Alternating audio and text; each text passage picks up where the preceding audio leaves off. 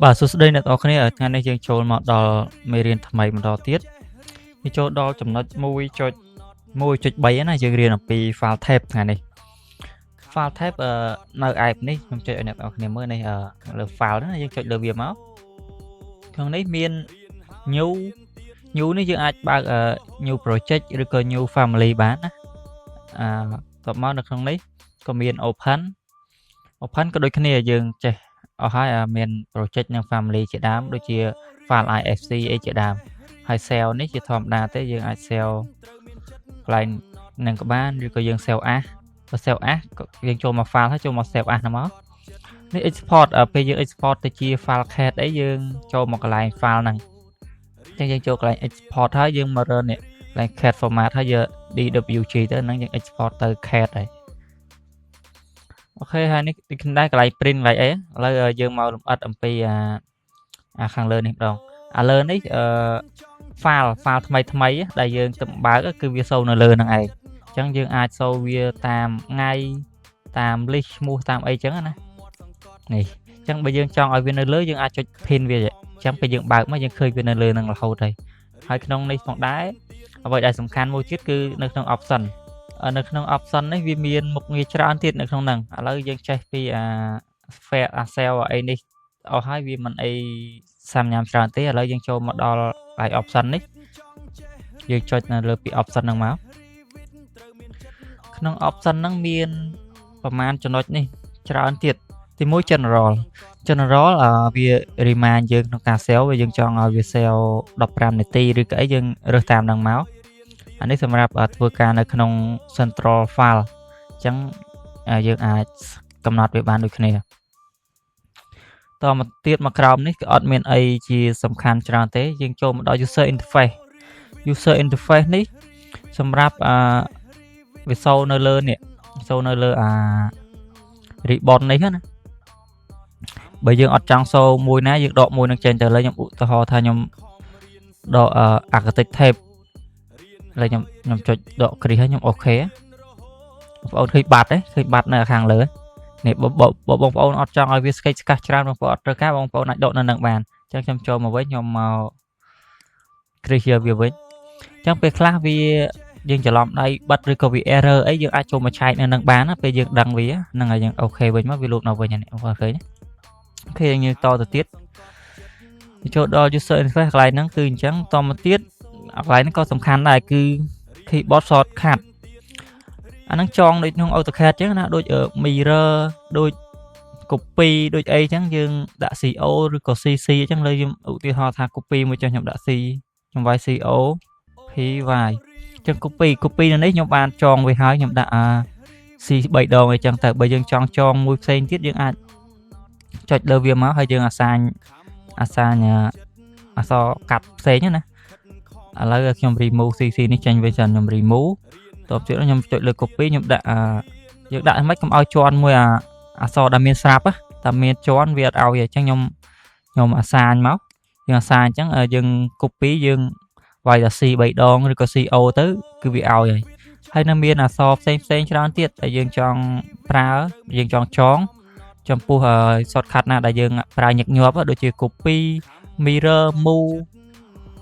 draw អីហ្នឹងយើងអាចកំណត់ខ្លួនឯងទៅអាស្រ័យលើការប្រើប្រាស់របស់យើងជាក់ស្ដែងនឹងអ្នកទាំងអស់គ្នាដឹងពីកន្លែងដែលយើងត្រូវមកចង shortcut key ហើយមួយទៀតអានេះសម្រាប់ double click option ហ្នឹងពេលយើងចុចទៅលើ element អីមួយឧទាហរណ៍ប្រភេទ family យើងចុច2ដងទៅវាចូលទៅ edit family ដូចគ្នាដែរបើសិនបើ sketch element យើងចុចទៅលើវា2ដងវាទៅ edit element ណាgroup ដូចគ្នាដែរយើងចុចទៅលើ group វាទៅ edit element អញ្ចឹងទៅហ្នឹងយើងអាចប្រើតាម default របស់វាហ្នឹងទៅពេលខ្លះយើងបើយើងចង់ដូរថាមិនឲ្យចុច2ដងទៅកាយយើងដាក់ do nothing អញ្ចឹងណាខ្ញុំឧទាហរណ៍មើលធម្មតានេះដូចនេះ group ខ្ញុំ double click 2ដងទៅវាចូលដល់ edit group ហ្នឹងហើយហើយឧទាហរណ៍ថានេះ column ខ្ញុំ double click 2ដងវាចូលទៅ edit family ឃើញទេអញ្ចឹងអាហ្នឹងគឺមានន័យអញ្ចឹងអ្នកទាំងអស់គ្នាកុំឆ្ងល់ហើយគឺយើងអាចចុចលើនេះវាហើយយើងមកមើលនេះកន្លែងមាន edit family ដូចគ្នាយើងចុចទៅក៏ទៅដល់កន្លែង edit ដូចគ្នាដែរ chẳng dương vô lại thà thay bạn dương chọn bị đòn tới việc khác nhưng chỉ làm cho cái chọp mày chẳng bị đón với từ đó edit family chẳng mua là hai viết cứ nơi lại năng này cho mà file option hay nơi lại user interface hay lại double click option đó nè chẳng này tao này bạn đang hay dương mơ bật hai tới anh ấy trong con này cài tru ở này tao này vô sẵn thế đầu tiên môi ní tầng tool tip ấy thế nhưng mà thơ prao đã thếต่อมา background នេះក៏ដូចជាអត់សូវសំខាន់អីដែរអញ្ចឹងចូល background ទៀត color នេះវាមានប្រហែលចំណុចនេះdark នេះ canvas color sigma នេះយើងអត់ប្រើវាទេយើងដាក់វាចឹងដែរទៅហើយដែលយើងដូរនេះ background ឥឡូវ background យើងពណ៌សវាយើងចង់បានពណ៌ខ្មៅយើងចុចវាហើយយើងអូខេចាំមើល background យើងនេះ background នៅលើ view window ដែលយើងធ្វើការលើវាហ្នឹងវានឹងដូរchẳng làខ្ញុំចុចឲ្យអ្នកទាំងអស់គ្នាមកវិញ user interface កន្លែង color នេះចឹងបើអ្នកទាំងអស់គ្នាចង់ដូរផ្ទៃនឹងឲ្យដូច AutoCAD យូរទូទៅគឺពណ៌ខ្មៅហើយចឹងអ្នកទាំងអស់គ្នាអាចដូរកន្លែងហ្នឹងបាន background ចឹងខ្ញុំយកពណ៌សវិញដល់ទៀតពេល select អ្នកទាំងអស់គ្នាមានចង់ថៃបានពេល select ទៅក្រហមរហូតគឺវាជាប់កន្លែងហ្នឹងគឺ default មកវាឲ្យយកពណ៌ក្រហមយើងក៏អាចរើសយកពណ៌ផ្សេងមកប៉ុន្តែពីខ្ញុំទៅខ្ញុំចង់ឲ្យអ្នកទាំងអស់គ្នាយកពណ៌ក្រហមចុះឲ្យវា select ទៅយើងវាស្រួលមើលវាដឹងថាយើង select នៅទីតាំងណាតែបើយើងចង់ដូរក៏ដូរទៅហើយនេះ pre select ពេលយើង select ហើយយើងអត់ទាន់ plan វាគឺវាចេញពណ៌រាងផ្ទៃមេឃនេះហើយតើតើ alert error អីគឺវាបង្ហាញពណ៌ហ្នឹងអ្នកទាំងអស់គ្នាអាចមើលបន្ថែមទៀតបាននេះតើតើ edit rebar អីទេចឹងខ្ញុំ select ឲ្យអ្នកទាំងអស់គ្នាមើលមួយសិន select ពេលខ្ញុំ select ហើយខ្ញុំ plan ចេះឃើញចេញពណ៌ក្រហមហ៎តែបើ select អត់ទាន់ plan ទេឃើញវាចេញព្រាលពណ៌រាងផ្ទៃមេឃហ៎នេះឃើញហ៎អាហ្នឹង pre select ហ្នឹងអត់ទាន់ហៅថា select ទេបើ select ខ្ញុំ plan ចេះមកហ្នឹងគឺវាសូពណ៌ក្រហមហើយហ្នឹងមូលហេតុវាកន្លែងហ្នឹងចឹងយើងចូលមកវិញចូល option យើងចូលមក color នឹងអ្នកទាំងអស់គ្នាដឹងកន្លែងហ្នឹងហើយយើងអាចបដូរទៅតាមតម្រូវការដែលយើងចង់បានទៅពេលខ្លះមនុស្សម្នាក់មិនអាចមានការបម្រើដូចគ្នាទេអញ្ចឹងគេដាក់មកដើម្បីឲ្យយើងងាយស្រួល customize ទៅតាមតម្រូវការរបស់យើងតទៅទៀត graphic នេះតើទៅនឹងទំហំអក្សរយើងចង់បានទំហំអក្សរធំយើងយកអានេះទំហំ default របស់វាទេបើយើងដូរតាមហ្នឹងទៅអានេះតើទៅនឹងបាំងបើយើងអានេះtransparent នេះវាអត់បាំងទេតែបើយើងយក opaque នេះអានេះគឺវាបាំងអក្សរហើយបាំងផ្ទៃខាងក្រោយបាំង background ណាហើយតមកទៀត hardware នេះវាបង្ហាញពី hardware របស់យើងឯងដូចរបស់ខ្ញុំអីចឹង video card អីម៉ានអីចឹងទៅវាសូមកចឹងទៅមួយនេះវិញគឺ file location នេះវាសំខាន់ដែរនៅពេលដែលយើងបើកហើយយើងចង់ទុកfile template របស់យើងនៅកន្លែងហ្នឹងស្រាប់គឺយើងចុចសញ្ញាបូកនេះហើយយើងទៅរើស file template របស់យើងមកទុកកន្លែងហ្នឹងទៅគឺវា store ទុកនៅកន្លែងហ្នឹងស្រាប់ហើយយើងបើក file new មកគឺវារើសមកកន្លែងវាដល់កន្លែងហ្នឹងស្រាប់ហើយយើងបាច់ទៅបើកច្រើនដងដូចខ្ញុំដាក់ family architect អីហ្នឹងខ្ញុំដាក់នៅកន្លែងហ្នឹងស្រាប់អញ្ចឹងពេលខ្ញុំបើក new គឺវាបង្ហាញនៅកន្លែងហ្នឹងស្រាប់ហើយយើងក៏អាច remove បានដែរនេះយើង remove អាណាដែលយើងអត់ត្រូវការយើង remove ចោលទៅដូច imperial អីហ្នឹងយើងដកចោលទៅអាហ្នឹងកន្លែងដាក់ file template ហ្នឹង rendering នេះខ្ញុំអត់ដែលសូវប្រើទេ check spell នេះក៏ដូចគ្នាអានេះក៏ដូចគ្នាខ្ញុំអត់សូវប្រើទេ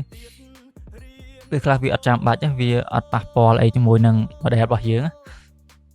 របស់ទៀតរបស់ផ្សេងទៀតយើងប្រើវាអត់ទាន់ដល់អញ្ចឹងក៏យើងអត់បានប៉ះពាល់វាអញ្ចឹងទៅមួយទៀត view cube អ្នកទាំងអស់គ្នា install មកឃើញវានៅបើយើងមើលពីមុខវានៅខាងស្ដាំដៃយើងរហូតហើយនេះប៉ុន្តែតែអត់វានៅស្ដាំដៃរហូតដោយសារពេលយើង install មកគឺនេះ top show the view cube on screen position top right អានេះ left ឆ្វេងយ៉ាង right ស្ដាំអញ្ចឹង top right គឺវានៅកន្លែងនេះអញ្ចឹងយើងអាចដូរបានបើសិនបើយើងចង់ដាក់នៅខាងឆ្វេង